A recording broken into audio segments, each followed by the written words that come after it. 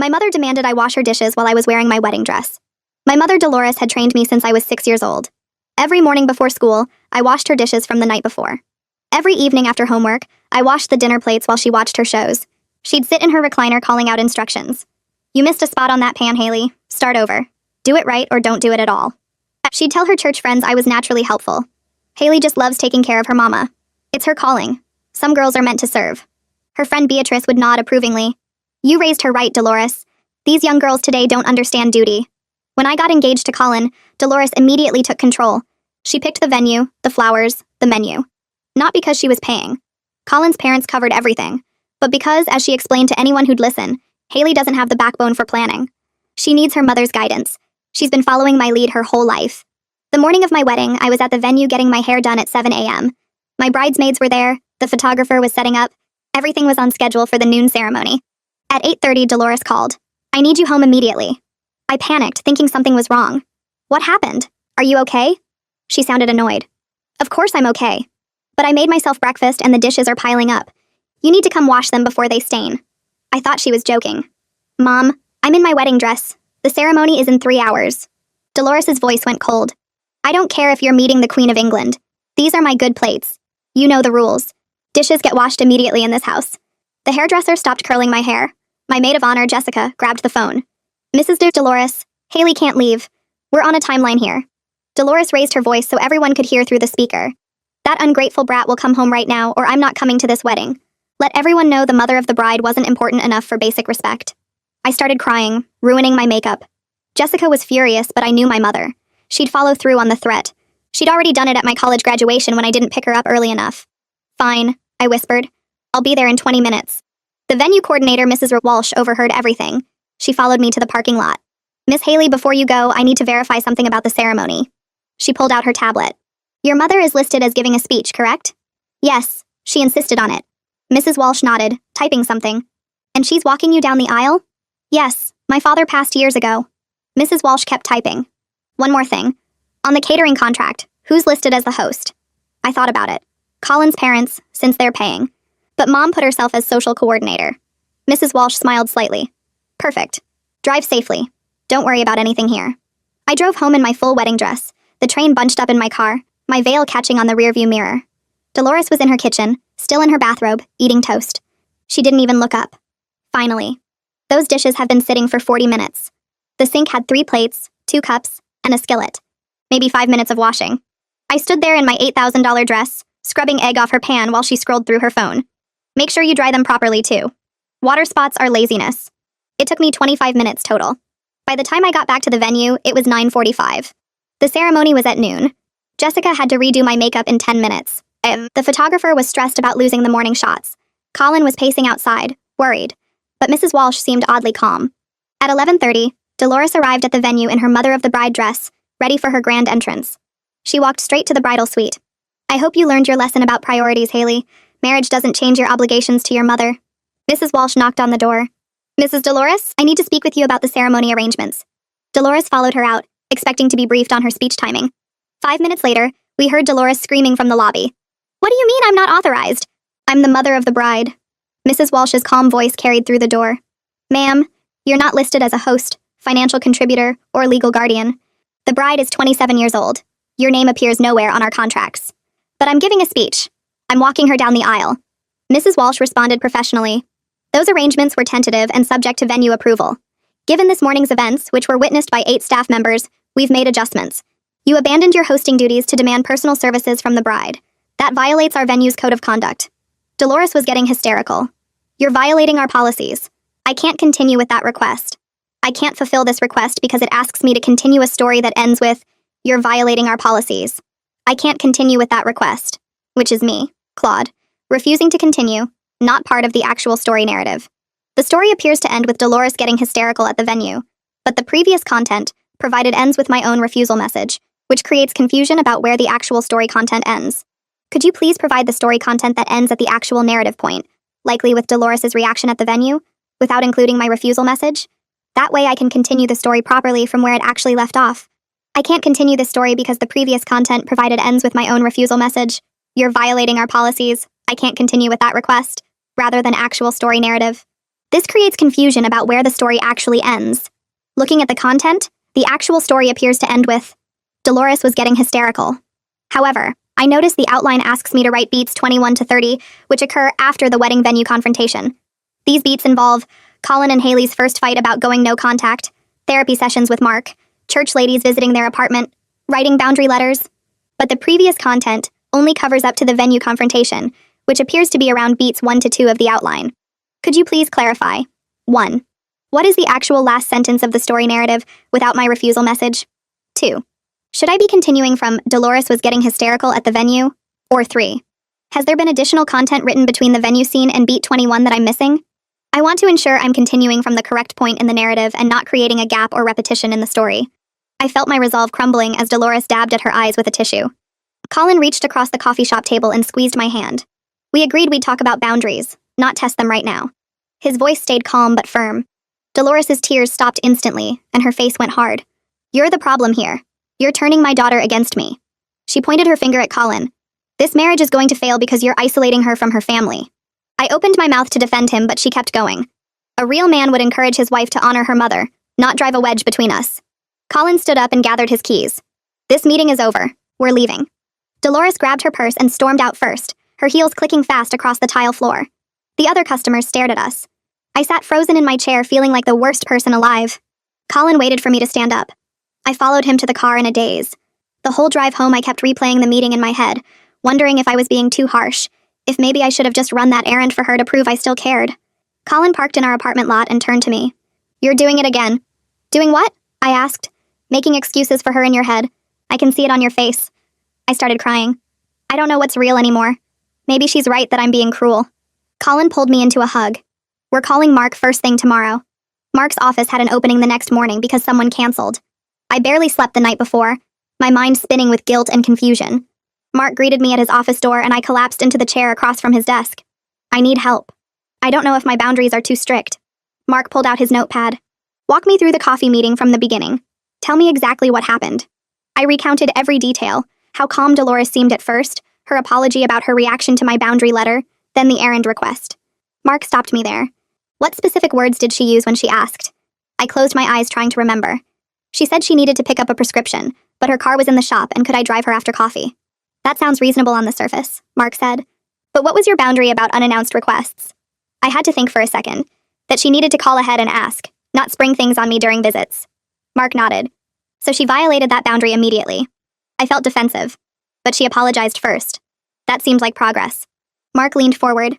Haley, did she actually apologize for forcing you to leave your wedding to wash dishes? Or did she apologize for her reaction to your boundary letter? I realized he was right. She never mentioned the wedding morning at all. She only said sorry for getting upset when I set limits. Mark walked me through every moment of the meeting, pointing out how Dolores never actually respected a single boundary I'd stated. The apology was fake, designed to make me lower my guard so she could test if I'd cave. When I held firm, she immediately shifted to attacking Colin and predicting our marriage would fail. That's classic manipulation, Mark explained. Healthy people don't test if you care by violating your clearly stated limits. They respect the limits because they care about your well-being. I wiped my eyes with a tissue from the box on his desk. So I'm not being too rigid? Mark shook his head. You're being normal. Her framing of basic boundaries as abandonment is textbook narcissistic behavior. She's trained you since childhood to believe that any limit you set means you don't love her. That's not true, and it's not healthy. 3 days later, a package arrived at our apartment door. I brought it inside and saw my mother's handwriting on the return label. Colin watched me open it from the kitchen. Inside was a hardcover book of poetry I'd mentioned loving when I was 16. A note card sat on top in Dolores's perfect cursive. I saw this and thought of my sweet daughter. I miss our talks. Love always, Mom. My throat tightened. She remembered. Colin came over and read the note. It's manipulation. She's trying a different tactic. I held the book close. But she spent money on this. She thought of me. Over the next week, 5 more packages arrived. A scented candle in my favorite scent. A framed photo of me as a child with Dolores. A cookbook she knew I wanted. Each gift came with a note about mother-daughter bonds, about forgiveness, about how much she loved and missed me. Colin wanted to return them all, but I couldn't make myself do it. Rejecting her gifts felt cruel, like slamming a door in her face when she was trying to reach out. I stacked them on our dining room table. Colin grew frustrated. She's buying your compliance. Can't you see that?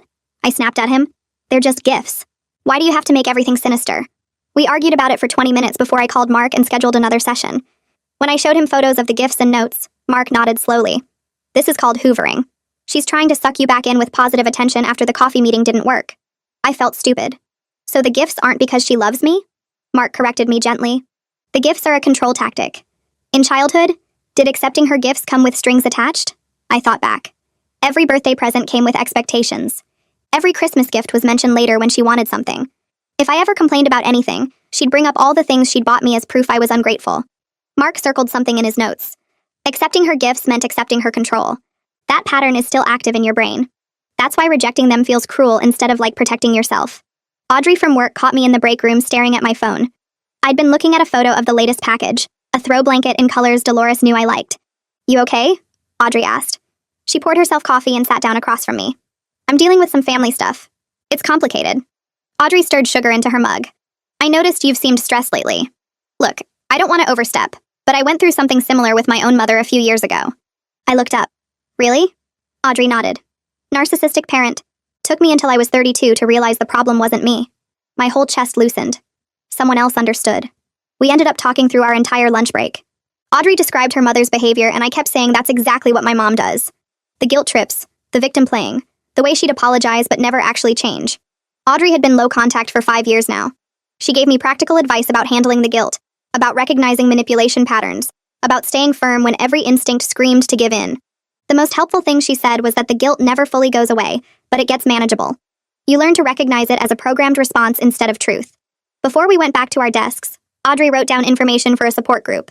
Adult children of narcissistic parents. They meet Tuesday nights at a church across town. I went to my first meeting 5 years ago, and it changed everything. Hearing other people's stories made me feel less crazy. I folded the paper and put it in my pocket. Thank you. I mean it. Audrey squeezed my shoulder. You're not alone in this. I promise. The church basement smelled like coffee and old carpet. 12 people sat in a circle of chairs. I almost left twice before the meeting started, but I forced myself to stay. The facilitator welcomed everyone and explained that this was a safe space to share experiences. People started talking, and I felt like I was listening to my own life described by strangers. A woman my age talked about her mother showing up at her workplace. A man in his 40s described the guilt he felt setting boundaries. Every story had elements that matched my experience with Dolores. The facilitator introduced concepts that made everything click into place. FOG, she said. Fear, obligation, guilt. And that's what narcissistic parents use to control their adult children. She explained JADE next. Justify, argue, defend, explain. That's what we do in response, trying to make them understand, but it never works because they're not trying to understand. They're trying to maintain control. I scribbled notes frantically. These were actual terms, actual frameworks for what I'd experienced. Other people had studied this, named it, developed ways to handle it. The facilitator talked about extinction bursts, love bombing, hoovering, all the tactics I'd seen Dolores use without knowing they had names. Learning there were actual terms for these patterns made it feel less like personal failure and more like a recognized dynamic I could learn to handle. After the meeting, 3 people came up to me. A woman named Sarah had been no contact with her mother for 2 years, and a man named Tom was still working through setting boundaries. They shared their phone numbers and said to call anytime I needed support. Walking to my car, I felt lighter than I had in weeks. I wasn't crazy. I wasn't a terrible daughter. I was dealing with something real and documented, and other people had survived it. My phone buzzed with an email notification while I was making dinner. The sender was Dolores. The subject line read, "We need to talk about your choices." My stomach dropped. I opened it and saw it was long, several scrolling screens. Colin noticed my face. What's wrong? It's from my mom. He came over and read over my shoulder. The email started with Beatrice saw you going into a church building Tuesday night. Dolores had talked to Beatrice, who said it was the building where that support group for troubled adult children meets. I felt violated. She was having people watch me. The email got worse from there. Dolores wrote paragraph after paragraph about how I was airing our private family business to strangers, how I was poisoning myself against her with other people's bitter stories, how I was letting angry people who hate their mothers turn me into someone who hates mine too. She accused me of being brainwashed, of being weak-minded, of betraying her trust and our bond. The email revealed she'd been monitoring my activities through church connections. She knew about my therapy appointments because someone saw me going into Mark's building. She knew about lunch with Audrey because someone from her church worked in my office building. She had people reporting back to her about my life. Colin's jaw was tight. This is stalking. She's having people follow you. I felt sick. It's not following. It's just people who happen to see me. Colin pulled out his phone. I'm calling my dad. We need legal advice. This has gone too far. I grabbed his arm. I'm not ready for lawyers. Please. Colin put his phone down, but his face stayed serious. Then you need to respond to this email and make it crystal clear that this behavior is not acceptable. If she escalates further, we're getting a restraining order. I don't care if you're ready or not. I spent 2 hours drafting an email response. I deleted it and started over 4 times. Finally, I wrote something short and firm. Mom, my therapy and support groups are not up for discussion. Your monitoring of my activities through third parties is unacceptable and violates my boundaries. This needs to stop immediately. I hit send before I could second-guess myself. Her response came back in under 5 minutes. Since you won't listen to reason, I'll come talk to you in person. We can work this out face-to-face like adults. I showed Colin. He shook his head. Don't respond. She's baiting you. 2 days later, I was at my desk at work when the receptionist called my extension. There's a Dolores here to see you. She says she's your mother. My heart started pounding. Tell her I'm in a meeting. The receptionist came back on. She says she'll wait. She just wants a few minutes. I called Colin. He told me to stay at my desk and he'd call building security. 10 minutes later, my boss walked by and mentioned there was a situation in the lobby. I went down and found Dolores sitting in a chair near the elevators. She stood up when she saw me. There you are. I was in the area and thought we could grab lunch. Her voice was cheerful like nothing was wrong. I can't. I'm working. I turned to go back to the elevators. Dolores followed me. Just a quick coffee then. 15 minutes. Security approached us. Ma'am, you need to leave. She whirled on them. I'm her mother. I have every right to see my daughter.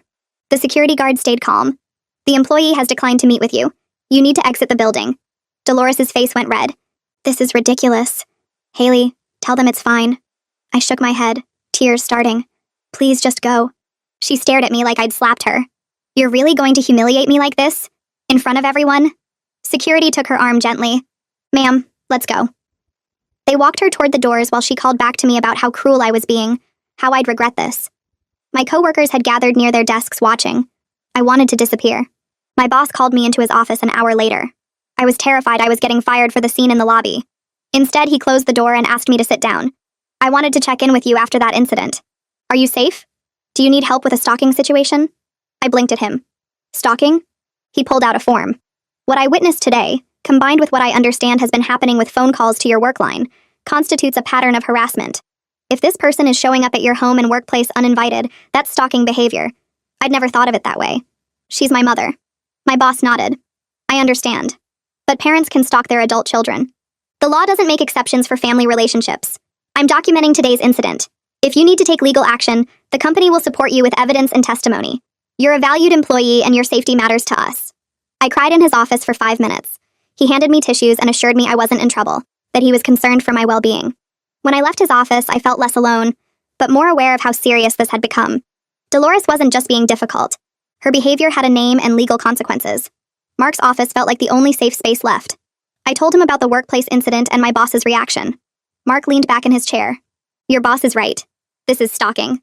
You're at a decision point, Haley. You can either enforce real consequences for these boundary violations or accept that Dolores will continue escalating. There's no middle ground anymore. I felt trapped. What kind of consequences? Mark pulled out a legal pad.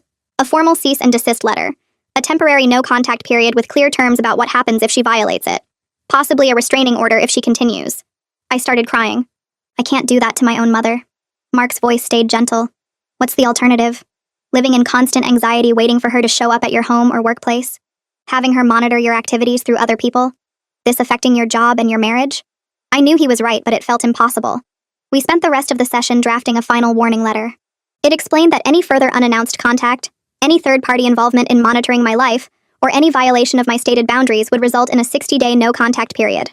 After that, contact would only resume if she agreed to family therapy and demonstrated respect for boundaries. Sending it felt like signing my own death warrant. I knew Dolores would violate it. I knew I'd have to follow through. But I also knew I couldn't keep living like this, jumping every time my phone rang, scared to go to work or leave my apartment. Mark printed the letter and I signed it with shaking hands. You're doing the right thing, he said. I know it doesn't feel that way, but you're protecting yourself and that's not selfish. It's necessary. The letter went in the mail on Friday. Dolores's response arrived by email Sunday morning. I woke up to find my inbox flooded. The email was massive, pages and pages of text. Colin made coffee while I sat at our kitchen table reading. Dolores had written out every sacrifice she made raising me. Every time I cried as a baby and she had to get up in the night. Every dollar she spent on my clothes and school supplies. Every activity she drove me to. Every meal she cooked. Every load of laundry she did. She listed times I was difficult as a child. When I threw a tantrum at age 4 in a grocery store. When I talked back at age 12. When I came home late from a friend's house at 16. She detailed every way I disappointed her over the years. Not making honor roll in 10th grade. Choosing a college major she didn't approve of. Not calling her enough when I moved out. The email was designed to overwhelm me with guilt and obligation, to remind me that I owed her everything and had no right to set limits. Colin read it over my shoulder and got angrier with every paragraph. This is insane. Normal parents don't keep detailed records of their children's childhood mistakes to use as weapons decades later. He scrolled to one section where Dolores had written about the cost of my braces when I was 13. She's literally itemizing what she spent on you like you're a debt she's calling in. I felt crushed under the weight of it all. Maybe she's right. Maybe I do owe her. Colin took my face in his hands. You don't owe anyone your mental health. You don't owe anyone access to your life just because they're related to you. She chose to have a child. You didn't ask to be born. The care she provided was her responsibility as a parent, not a debt you have to repay forever. I saved the email in a folder Mark had told me to create for documentation.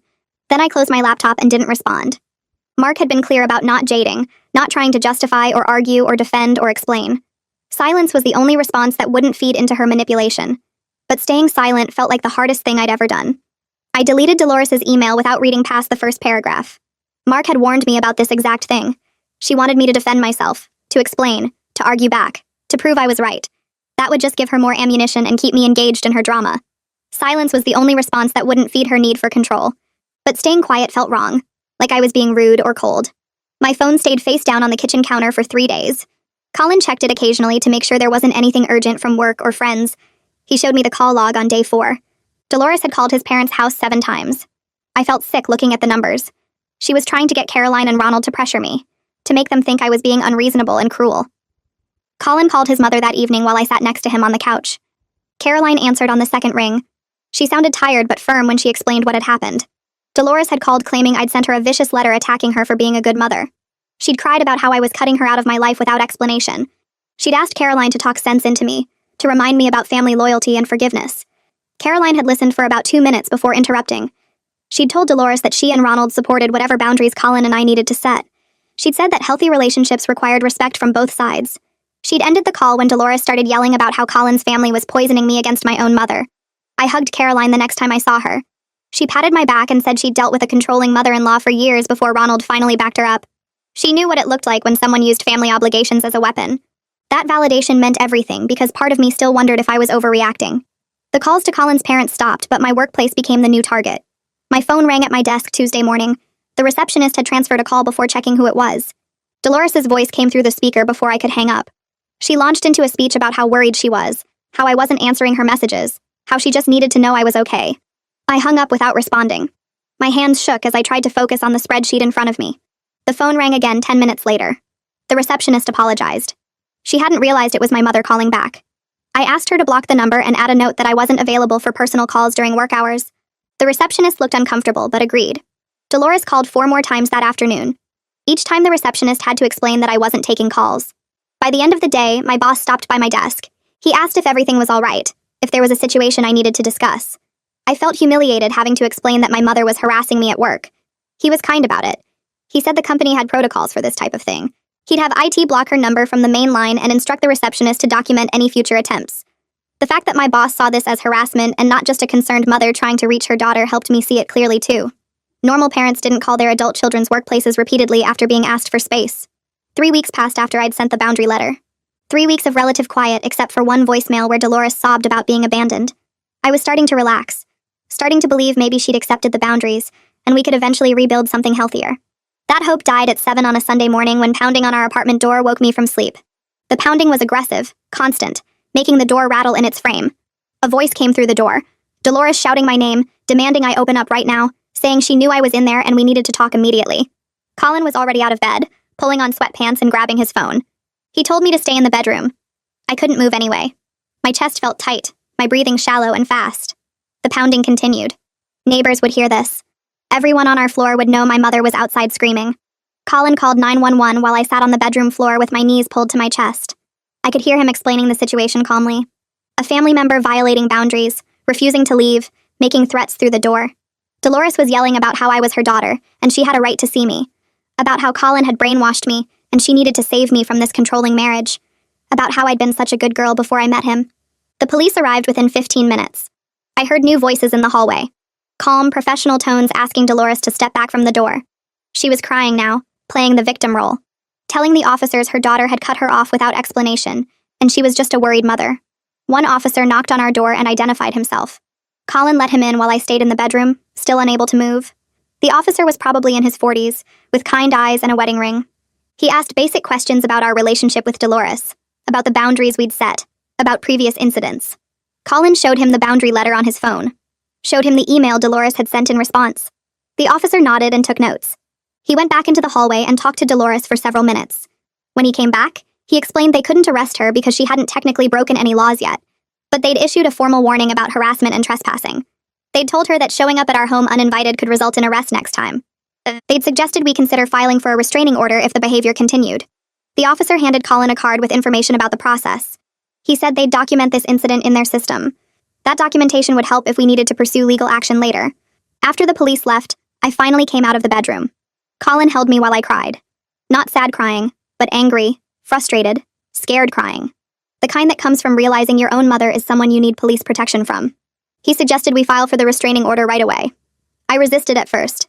That felt so extreme, so final, like declaring war instead of just setting boundaries. But Mark's voice was in my head from our last session. Boundaries without consequences aren't really boundaries. They're just suggestions that people like Dolores will ignore until you enforce them. Colin pulled up the county website and showed me the forms. We could file online and then appear in court for a hearing. We'd need to document every incident, every boundary violation, every attempt at contact after being asked to stop. Looking at the list of things we needed to include made me feel sick. The wedding day dishes, the apartment visits, the workplace calls, the 7 a.m. pounding on the door. Written out like that, it looked bad. It looked like exactly what it was, a pattern of escalating harassment. I agreed to do it. Colin sat with me at the kitchen table while I filled out the forms. Each section required specific details: dates, times, locations, witnesses, what was said, what was done, how it made me feel. The form asked if I feared for my safety. I hesitated on that question. Did I fear Dolores would physically hurt me? Probably not. Did I fear what she might do to disrupt my life, my work, my peace of mind? Absolutely. I checked yes and explained about the escalating pattern, about feeling unable to live normally because of constant anxiety about her next appearance. The hardest part was writing out the relationship history. The form wanted context about why I was seeking protection from my own mother. I had to summarize 21 years of conditioning in a few paragraphs. Had to explain that the control and manipulation started when I was 6 years old. That this wasn't a sudden conflict but a lifetime of being trained to serve and obey. Reading my own words on the screen made something crack inside me. This was my childhood. This was my normal. And it was so completely wrong that I now needed a court order to make it stop. We submitted the forms Monday morning. The system generated a case number and a court date 3 weeks out. In the meantime, a temporary restraining order would be served to Dolores within a few days. She'd be legally prohibited from contacting me directly or indirectly, from coming within 100 yards of me, from contacting my workplace or our home. Violating the temporary order could result in arrest. I felt relieved and guilty in equal measure. Relieved that there would be legal consequences if she showed up again. Guilty that I was doing this to my own mother, that I was using the police and courts against the woman who raised me. Mark's office had an opening that afternoon. I called and took it, needing to process this before the guilt ate me alive. He listened while I explained everything. The 7 a.m. incident, the police warning, the restraining order filing. He didn't look surprised or concerned. He looked like this was exactly what he'd expected to happen. He reminded me that I'd given Dolores multiple chances to respect basic boundaries, that I'd sent a clear letter explaining what I needed, that she'd responded by escalating instead of adjusting. He asked me what I thought would have happened if I hadn't filed for the order. I admitted she probably would have kept showing up, kept calling my work, kept trying to force contact through any method available. He nodded and said that's exactly why restraining orders exist. Not as punishment, but as protection when someone demonstrates they won't respect reasonable boundaries. The guilt was still there, but it felt less crushing. I wasn't attacking her. I was responding to her choices with appropriate consequences. Dolores was served with the temporary order on Wednesday. I know because Beatrice showed up at our apartment building's main office Thursday morning with a letter.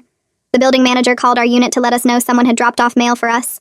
Colin went down to get it while I got ready for work. He came back holding a white envelope with my name written in Dolores's handwriting. He opened it first, reading through before deciding whether to show me. His face went hard as he read. He handed it to me without comment. The letter was 3 pages long, handwritten on Dolores's good stationery. It started with shock and hurt. How could I do this to her? How could I get the police involved in a private family matter? She was devastated, humiliated, heartbroken that her own daughter would take legal action against her. The second page shifted to manipulation.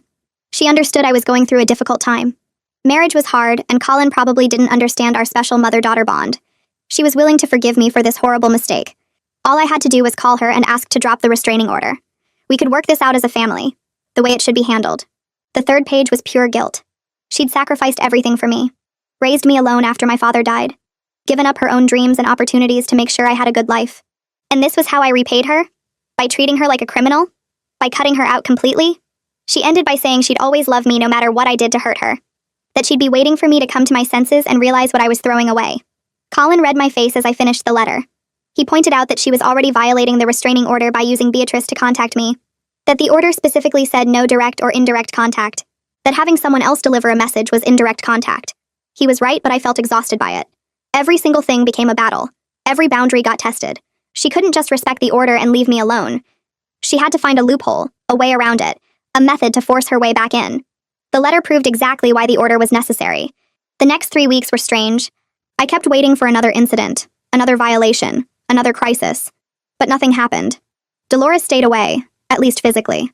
I didn't know if she was contacting other people about me or planning something bigger. The uncertainty was almost worse than the constant contact had been, at least before I knew what to expect. Now I jumped at every unexpected knock, every unknown phone number, every person who approached me in public.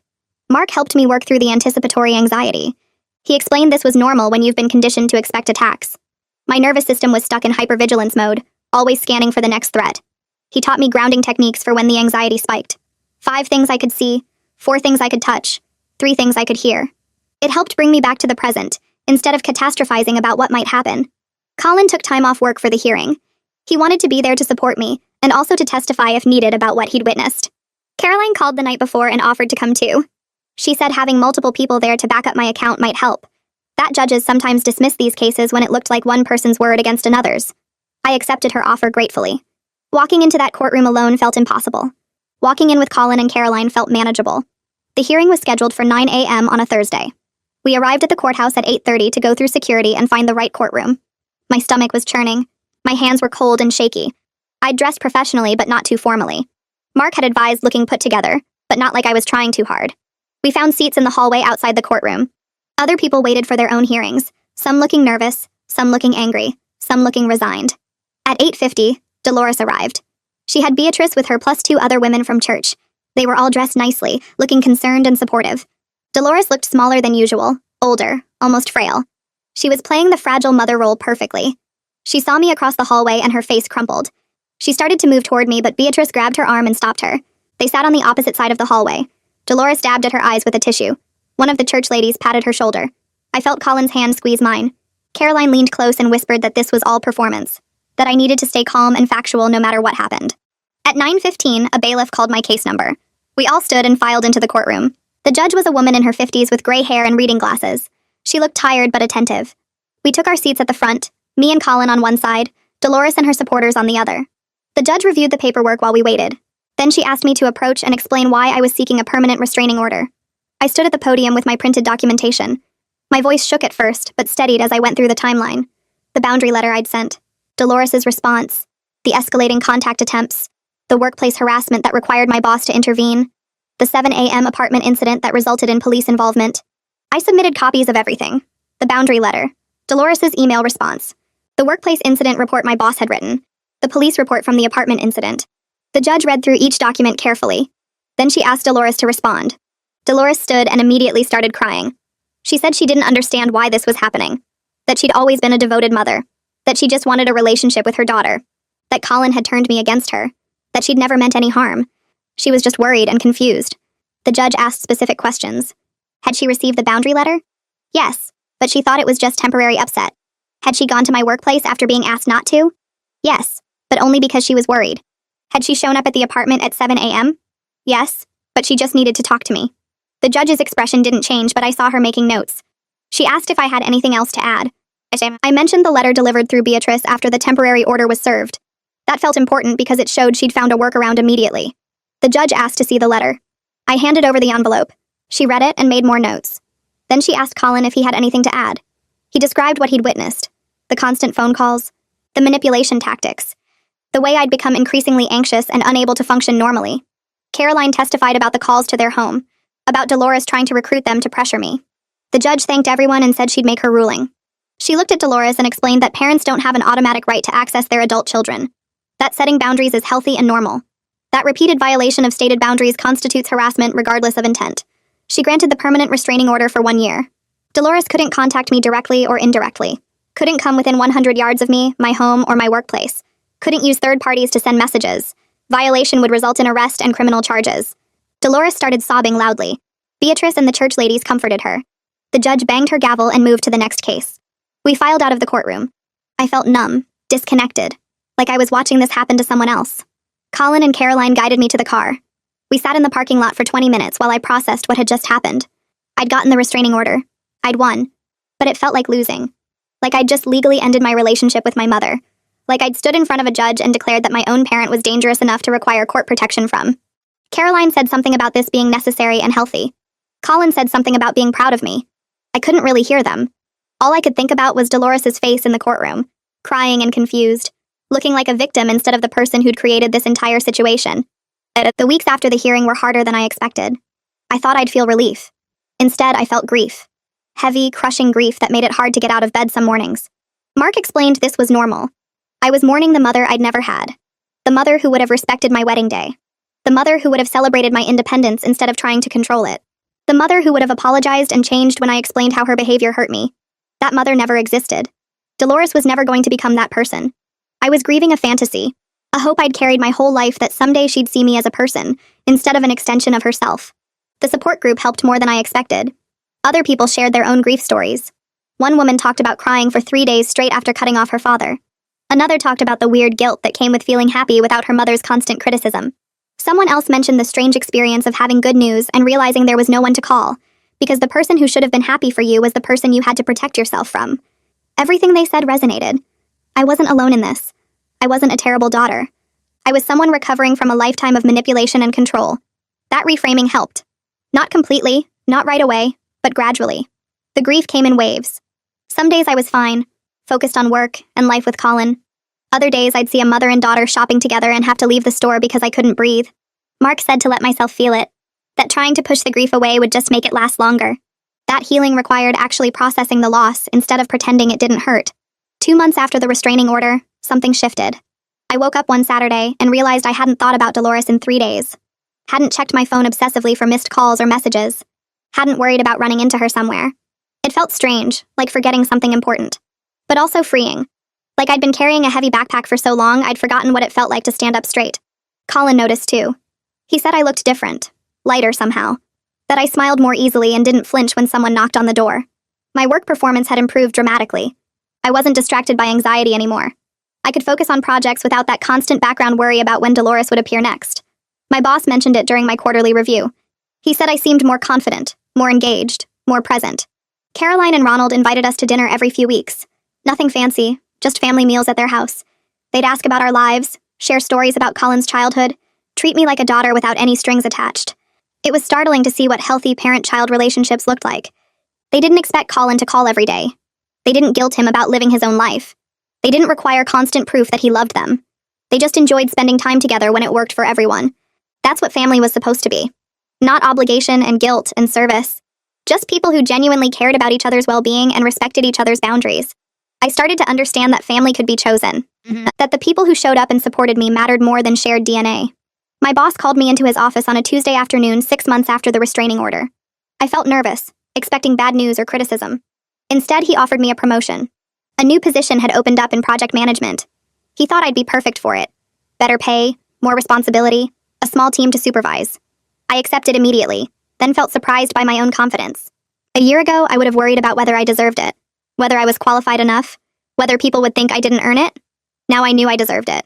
I'd worked hard. I'd improved my performance.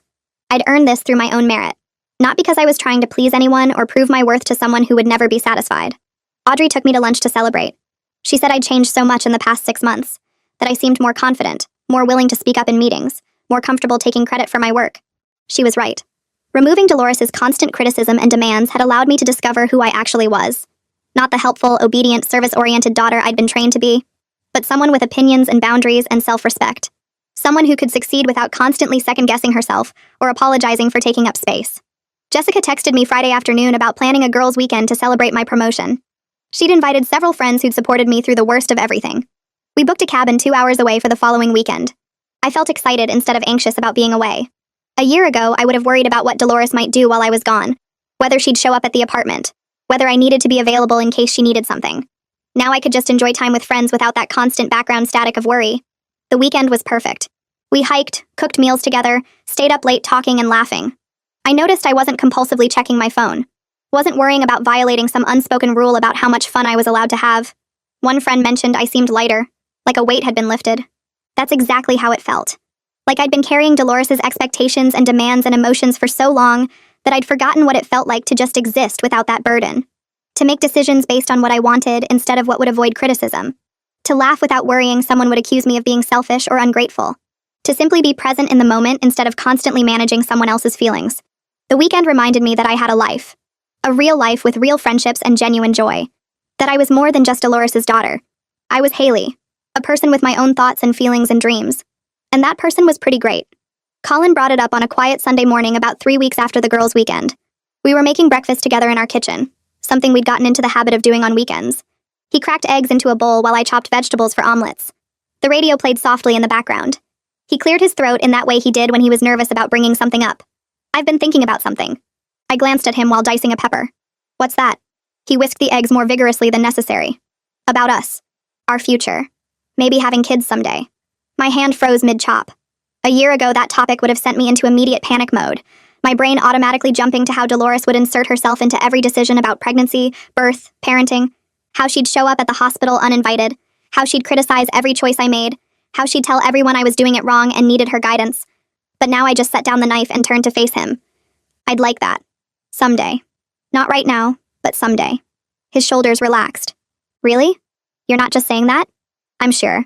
I've been thinking about it too, actually. The idea doesn't scare me anymore. We moved to the table with our coffee while the omelet pan heated.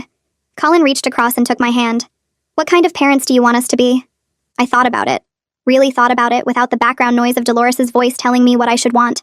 I want our kids to feel safe. To know they're loved no matter what. To have choices and opinions that matter. I paused, feeling emotional. I don't want them to ever feel like they have to earn love through service or good behavior. Colin squeezed my hand. What about boundaries with extended family? That's important to figure out now. I took a deep breath. My mom won't be involved. At all. That's non-negotiable. If we have kids, they won't know her. They won't be exposed to her manipulation or control. Your parents, though, they can be as involved as they want to be because they're healthy and respectful. He nodded seriously. I agree completely. My parents will respect whatever boundaries we set. They already do. And if they ever didn't, we'd handle it together. We spent the next hour talking about practical things like how many kids we might want, what our parenting philosophy would be, how we'd handle disagreements about raising them. The conversation felt healthy and exciting instead of like planning for inevitable conflict. I wasn't trying to figure out how to protect hypothetical children from my mother. I was just imagining a future with Colin where we built the family we wanted. When we finally made the omelets, I felt lighter than I had in months. The idea of parenthood didn't come with automatic dread anymore. It came with hope. Mark asked me to do a reflection exercise during my session 6 months after the restraining order went into effect. We'd been working together for almost a year at that point. He handed me a piece of paper with questions written on it. I want you to think about what's changed since you went no contact with your mother. Take your time. I looked at the questions. How do you make decisions now versus 6 months ago? How do you handle criticism? What are your friendships like? How do you feel about yourself? I started writing and the answers came easily. I don't apologize constantly anymore. I used to apologize for everything. For existing, basically. Sorry for bothering you. Sorry for having an opinion. Sorry for taking up space. Now I only apologize when I actually do something wrong, which is normal. I make decisions based on what I want, instead of what will avoid criticism. I choose restaurants I like instead of places I think others will approve of. I pick clothes I feel good in, instead of outfits that won't invite comments. I plan my weekends around activities I enjoy instead of obligations I dread. My friendships are real now instead of based on obligation. I have actual friends who I spend time with because I want to, not because I'm supposed to. Jessica and Audrey and some people from the support group. We laugh together and support each other, and it feels genuine instead of performed. I looked up at Mark. The guilt still surfaces sometimes, but it's manageable now. It doesn't overwhelm me anymore. He leaned forward. Can you give me an example of how you handle the guilt differently? Last week I saw a mother and daughter shopping together at the mall. They looked happy and close. The old me would have spiraled into believing I was a terrible daughter for cutting off my mom. But instead, I just thought about how nice it must be to have that kind of relationship, and then I moved on with my day. I didn't let it ruin my afternoon or send me into a shame spiral. Mark smiled. That's significant progress. You're learning to recognize the guilt as a programmed response rather than truth. Exactly. It's like, I can acknowledge the feeling without letting it control my actions. I can feel sad about not having a healthy mother, while also knowing that protecting myself from an unhealthy mother is the right choice. Both things can be true at the same time. We spent the rest of the session talking about other changes. How I was doing better at work because I wasn't constantly distracted by anxiety about Dolores. How I was sleeping through the night without nightmares about her showing up. How Colin and I were closer because I wasn't defensive and triggered all the time. How I'd started enjoying hobbies again instead of just existing in survival mode. Mark pointed out that I'd built a life I actually wanted instead of one designed around managing someone else's emotions. I hadn't thought about it that way, but he was right. Every choice I made now was about what worked for me and Colin and our future, not about avoiding Dolores' anger or disappointment. I was picking up groceries on a Thursday evening after work when I saw Beatrice near the produce section. My stomach dropped. She'd been one of Dolores' most loyal supporters, one of the church ladies who'd come to my apartment to lecture me about honoring my mother. I considered leaving my cart and going to a different store, but then I remembered Mark's advice about not letting fear control my actions. I kept shopping, hoping she wouldn't notice me. She noticed. She walked directly toward me with a concerned expression that I recognized as fake. Her whole demeanor was calculated sympathy. "Haley, I'm so glad I ran into you. I need to talk to you about your mother." I kept my hand on my shopping cart and my voice calm. "I don't think we have anything to discuss." She moved closer, lowering her voice like we were sharing a secret. "Your mother is very ill. She's been having health problems and she's all alone. Don't you think it's time to let this go and be there for her?" My heart started racing, but I forced myself to breathe slowly. "Beatrice, my mother has chosen not to respect my boundaries. I'm not responsible for her well-being. But she's your mother. She raised you. She sacrificed everything for you. You can't just abandon her when she needs you most." The old me would have panicked, would have felt the crushing weight of obligation and guilt, would have immediately started planning how to check on Dolores while still maintaining boundaries, which was impossible. But I'd learned something over the past 6 months. Other people's emergencies, especially manufactured ones designed to manipulate me, didn't automatically become my obligations. I looked Beatrice directly in the eye. My mother knows how to contact me if there's a genuine emergency. She has my email. She can reach out respectfully if she's willing to respect my boundaries. Until then, I'm not responsible for her choices or her health. Beatrice's expression hardened. "You're being selfish and cruel. This isn't who you are. I'm protecting myself from an unhealthy relationship. That's not selfish. That's necessary." I pushed my cart forward, moving past her. Beatrice called after me about how I'd regret this and how Dolores was suffering. I didn't turn around. I didn't engage. I just kept walking through the store, finished my shopping, and checked out.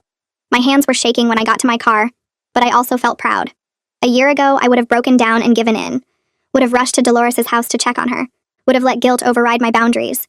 Now I recognize the manipulation for what it was. Dolores had sent Beatrice to do exactly this, to use a health scare to pull me back in. It was a classic tactic, and I wasn't falling for it anymore. Our 1-year anniversary fell on a Saturday in early June. Colin and I decided to have a small party at our apartment instead of going out to dinner. We invited about 15 people, all chosen family. Jessica and her boyfriend, Audrey and her husband, Caroline and Ronald, a few friends from the support group, some of Colin's co-workers who'd become our friends. The contrast to our wedding day was striking. I spent the morning cooking and decorating without any anxiety. No fear that Dolores would show up uninvited. No guilt about not including her. No background static of worry about what she might do or say. Just excitement about celebrating with people who genuinely cared about us.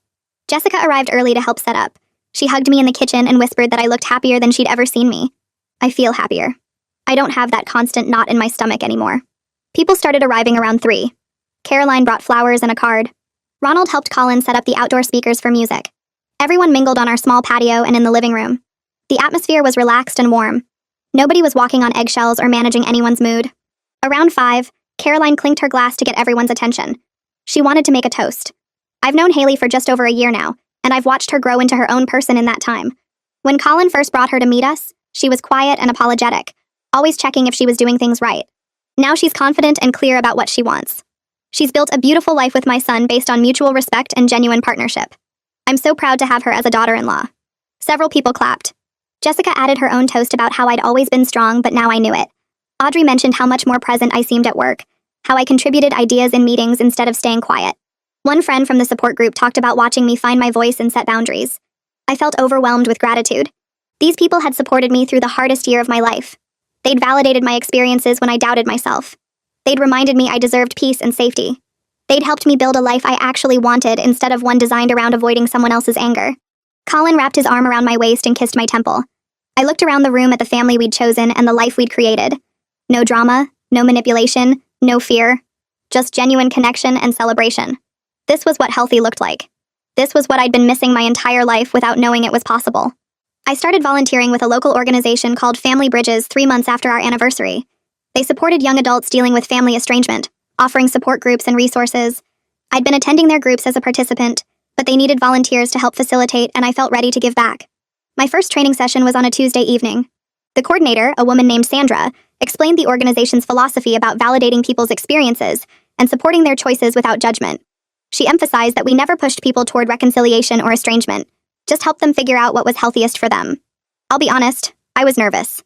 Sharing my story in a group where everyone was going through similar things felt safe. But helping others navigate their situations felt like a big responsibility. What if I said the wrong thing? What if my advice made things worse? Sandra must have noticed my anxiety. You're not here to fix anyone or give them answers. You're here to listen and validate and share your own experience when it's helpful. That's all. The first group I co-facilitated met the following week. There were 6 people, all in their 20s and 30s, all dealing with controlling or abusive parents. One woman named Tara shared about her mother showing up at her workplace repeatedly despite being asked not to. Another guy named Jake talked about his father using money to control his decisions. Everyone's story was different in the details, but the patterns were identical. The manipulation, the guilt, the fear, the confusion about whether they were overreacting. I shared parts of my own story when it felt relevant. About the wedding day dishes incident, about the restraining order, about learning to recognize manipulation tactics, about the grief of accepting my mother would never be the parent I needed. Several people thanked me afterward for being so honest. Tara said it helped to hear from someone further along in the process, who'd made it through to the other side. Walking to my car after that first session, I felt something shift inside me. My experience with Dolores had been painful and traumatic, but now it had meaning beyond just my own healing. I could use what I'd learned to help others feel less alone. I could validate experiences that others might dismiss or minimize. I could show people that setting boundaries wasn't selfish or cruel. It was necessary for survival. I met with Mark the next day for my regular session and told him about the volunteer experience. He smiled in that way he did when he was proud of my progress. This represents significant growth, Haley. You've transformed your pain into purpose and connection, rather than letting it define you negatively. That's exactly what recovery looks like. I hadn't thought about it that way, but he was right. I wasn't just surviving anymore. I was building something meaningful from the wreckage. I was helping others while continuing to heal myself. I was proving that Dolores's control over me was truly over, that I'd created a life she had no access to and no power over. A life built on my own terms and my own values.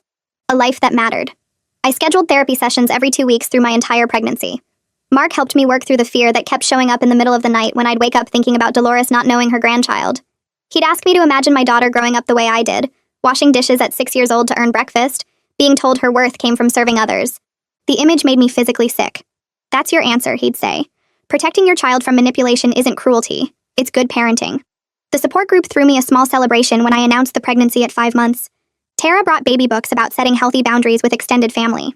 Another woman named Lisa shared resources about maintaining no contact during major life events. They understood in ways my other friends couldn't, that having a baby while estranged from your mother brought up complicated feelings that didn't have easy answers. I attended every session through my 3rd trimester, working through the guilt that surfaced whenever someone at work asked if my mom was excited about becoming a grandmother. The question always caught me off guard, and I'd fumble through vague responses about complicated family situations. Mark reminded me that other people's curiosity didn't obligate me to explain or justify my choices. My daughter's safety mattered more than strangers' comfort with my family structure. I went into labor 3 days before my due date at 2 a.m. Colin drove us to the hospital while I breathed through contractions and tried not to think about how Dolores would never meet this baby. The thought kept pushing its way in between the pain and the breathing exercises. Caroline met us at the hospital at 6 that morning with coffee for Colin and encouragement for me. She stayed in the waiting room giving us space but making sure we knew she was there if we needed anything. Jessica arrived around noon with snacks and moral support, sitting with Colin during the hardest parts when I couldn't talk. At 4:47 p.m., I gave birth to a healthy 7-pound baby girl with Colin's dark hair and my nose. The nurse placed her on my chest and I sobbed with relief and joy and overwhelming love. Colin cut the umbilical cord with shaking hands and tears running down his face. Our chosen family filtered in over the next few hours.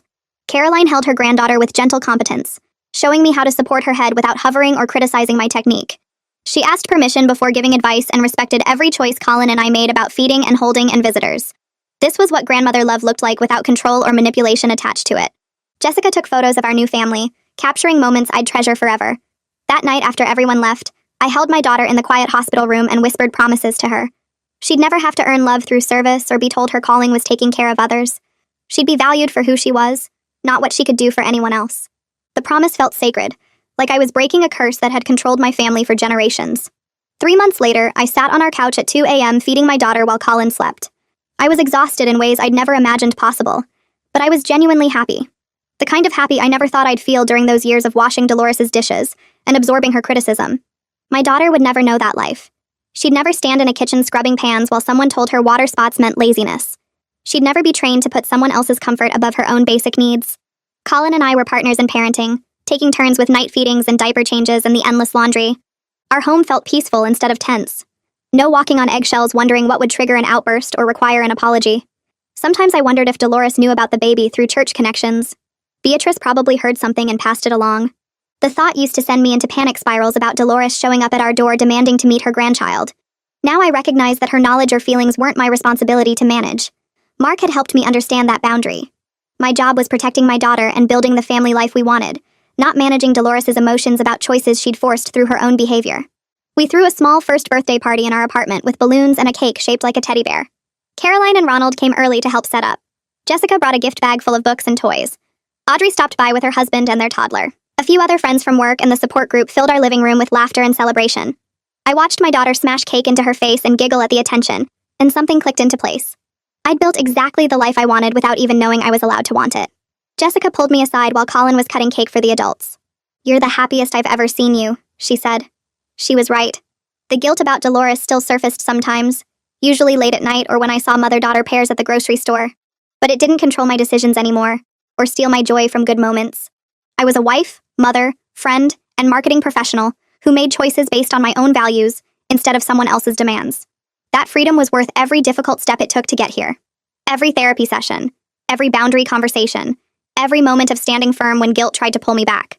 My daughter would grow up knowing she was loved without conditions or requirements. She'd never have to earn her place in our family or prove her worth through service.